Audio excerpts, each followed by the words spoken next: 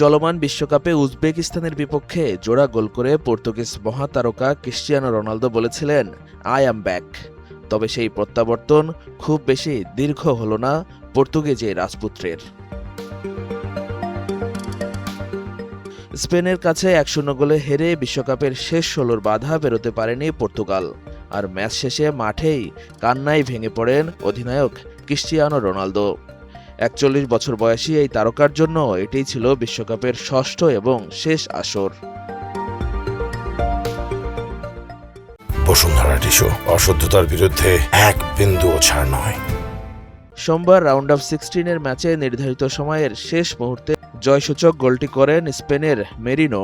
পুরো 90 মিনিট মাঠে ছিলেন রোনালদো। ম্যাচে তিনি 11টি পাস দেন, যার মধ্যে 10টিই ছিল সফল। এছাড়া গোলমুখে নেন 3টি শট, তবে কোনোটি জালে জড়াতে পারেননি।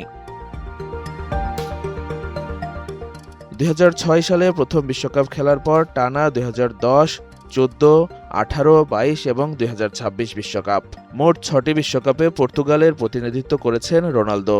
বিশ্বকাপে রোনালদোর মোট ম্যাচ সংখ্যা 27, যেখানে তিনি গোল করেছেন 11টি। ম্যাচের আগে সংবাদ সম্মেলনে নিজের ভবিষ্যৎ নিয়ে প্রশ্নের জবাবে রোনালদো বলেছিলেন,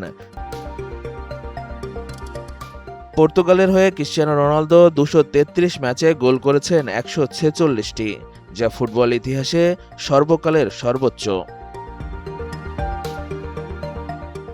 স্পেনের বিপক্ষে পরাজয়ের মাধ্যমে বিশ্বকাপে রোনালদোর বর্ণাঢ্য অধ্যায়ের সমাপ্তি ঘটেছে।